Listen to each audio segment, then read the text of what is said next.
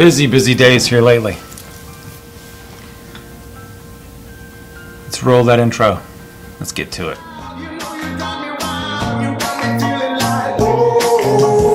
She make me feel alive, make me feel alive. She make me feel alright. She makes me, she make me feel alive, make me feel alive. Till you come back home, until you come back home, until you come back home, till you come back home.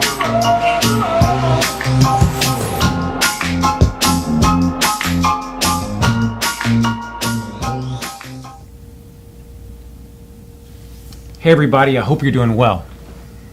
It's super nice to see everybody here. Thank you everybody for all the comments, all the email, the text, the phone calls, the messages on various social networks. It's really nice to hear from each and every one of you, and I was pleased to be able to help some of you out through some various things.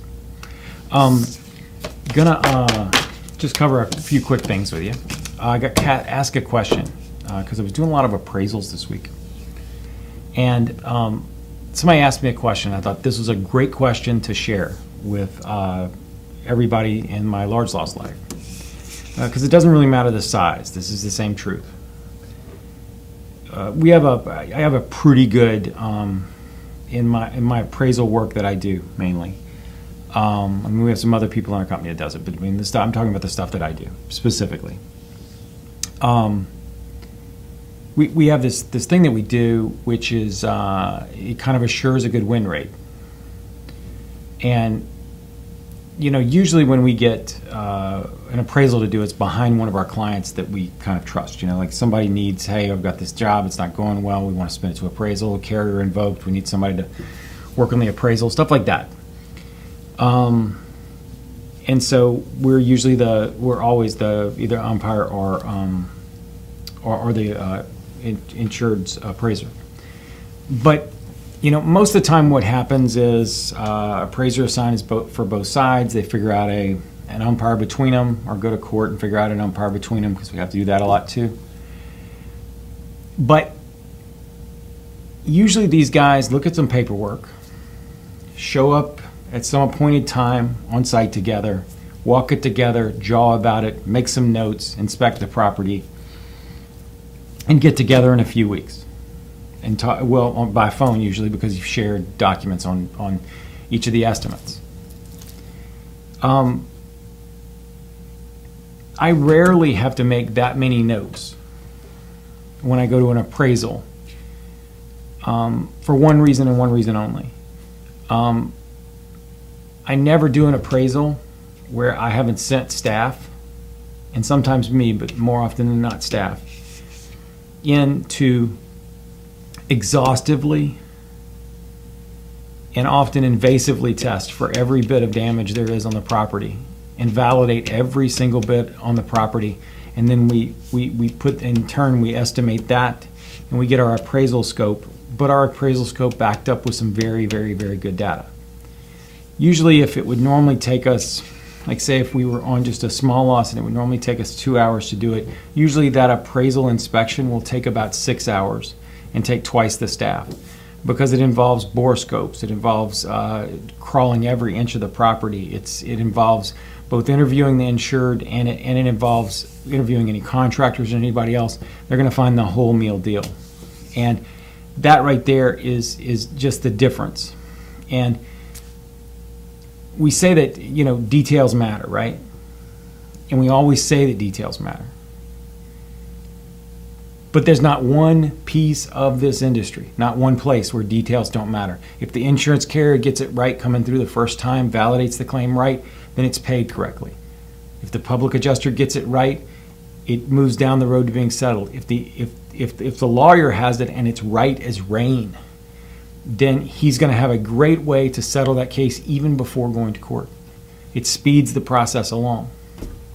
And when we do it this way, it speeds the appraisal process along, because you see, what we've done is not be contentious. What we've been as a service.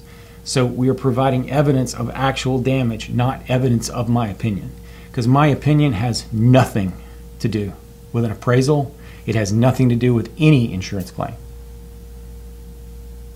My opinion is just my opinion, and I should keep that to myself. It is only the facts that matter. Only the facts that matter. I'll walk you out through a few of the things I did. Nothing that important. I'm still good and sore from that tumble I took over the weekend. And I'm getting a healthy amount of beating from many of my friends and colleagues about acting like a little kid and getting hurt like a much bigger kid. Have a great day. Like it, or comment, or subscribe, or share, or whatever. I like having you here. Hope you have a great week. You deserve it. It's a long way from over. Gotta go get on a plane. Thanks, Ryan.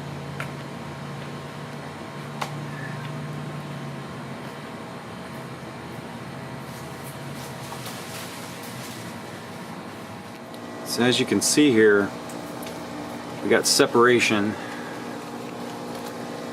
I believe that while some of this was already happening, I think that the storm exhausted it. I see where they were talking about, want to get the windows out. And I mean, this is EFIS, all right? And you can see like down in here, you can see that EFIS is exposed, which means that we're getting water into the structure. So we saw this window outside, and now we're looking at it here, where it looks like the sill is got some movement, a lot of movement actually. You can still see that damage to the EFIS even closer on this level, and we know that we're getting water into the building from there, which means that it's coming down. It will be in this insulation, and you can see like where it's kind of pulling up there, and I'm not so sure that we wouldn't be able to deal with this tile. To right a roof where he's got an engineer's report that says there's no damage. That is right. And so, at any rate, instead of doing dueling engineers, talk to the umpire, and he says he's going to tear up all the engineer reports anyway, and he'll come decide it. So Okay. So that'll make that's not necessarily a bad thing, because I mean, keep in mind, I mean, the appraiser was honest with me. Okay. Right. Did you sleep? A little bit, yeah. Feel better. Did you? For a minute. You look bad. Okay.